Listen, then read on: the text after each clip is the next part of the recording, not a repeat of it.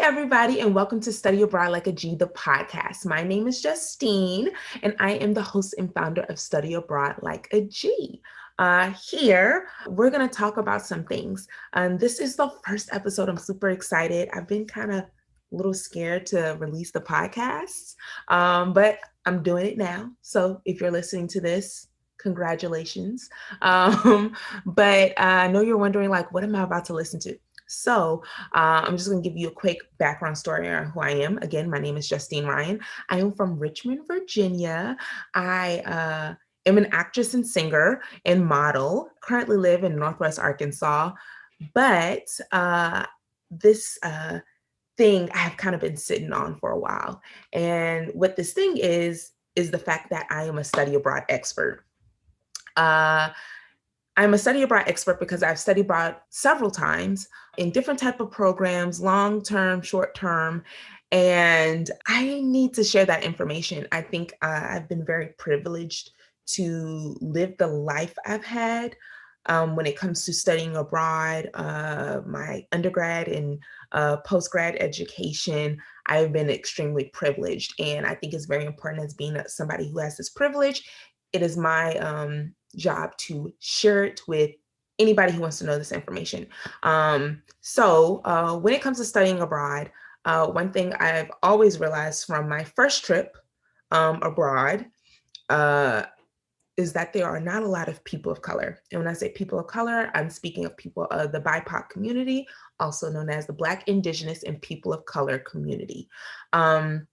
There's not a lot of us who study abroad, and I'm specifically looking through the lens of Americans who study abroad. So if you look at those numbers, the numbers are basically there is 68% of our white counterparts that study abroad, and the rest of that pie is left for the Black, Indigenous, and people of color community, and that's not a lot of pie.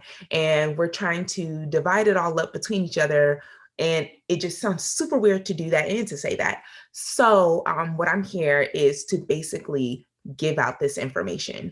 Through this podcast, I am going to give you free information, but I'm also going to be interviewing people I call my global homies. And these are friends from studying abroad, dear friends who are out here working in different fields, whether it's art field, whether it's in sciences, whether they work for the State Department, they're entrepreneurs. I wanted to get them on here, and they're all people who are members of the Black, Indigenous, and people of color community around the world. And I have them on here to share their stories, and you can learn about what they're doing. So maybe you're in high school and you're listening to this or you're watching this and you're just like, I don't know what I want to do with my life. I know I want to do this, but I don't want to do that. How do I do this? And this is just to really help guide you, shed some light on what you may or may not see people who look like you doing, and really just again, giving this free information out. So that is the goal and the vision for Study Abroad Like a G, is basically to up those numbers and those percentages of Black, Indigenous, and people of color who study abroad. Now, of course, we were saying that, well, I know all this information. What would I do with it? Well, you use it to apply for study abroad programs, internships, fellowships, degrees, all that. You can go to school literally anywhere. So with this knowledge and hearing other stories, you can be like, oh, I've never heard of that program. I'm gonna write it down. I want to apply for that one day. And that's basically what I want to do. I want to make these programs accessible and knowledgeable to you. So when you have this access, now it's just up to you to take the next step. So now we're going to get into Study Abroad Like a G. How did I come up with this idea of studying abroad like a G? In my undergrad experience at Bennett College in Greensboro, North Carolina, I took an introductory class. It was an introductory to global studies. And one thing we talked about was what it was to be a global citizen, and just really intrigued me.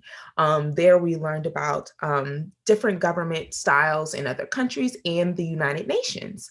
And it just really just sparked this fire in me. And I was like, this is cool. And at that moment, I had already studied abroad. And at the time, global studies was a minor for me. But I was just like, I could do something more with this. And I've always said I wanted to rule the world. So I was like, I got to learn about the world and how it works so I can do this. So let me keep going with this. So, all that to say, I have found the secrets to ruling the world and how to travel and learn from it. And I want to share it with others so you all can rule the world with me. Now, what does the G stand for in Study Abroad Like a G? Now, again, I've already said it, that it means global citizen. And you may be wondering, like, well, what does it mean to be a global citizen? Now, we know that when we talk about being a citizen or citizenship, it's usually tied to the idea that I was born somewhere or somewhere has given me permission to be uh, a representative or a person of this particular country or nation state. Now, when I'm talking about global citizen, I'm talking about beyond the borders of what we know as the state that we live in, the city, the town, the country.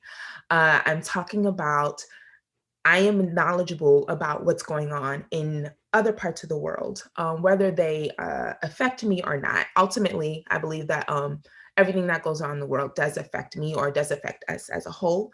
And we have to understand that as people. But being a global citizen also means that I have empathy and I'm compassionate for other people, regardless of who they are and what they look like and where they may be in the world.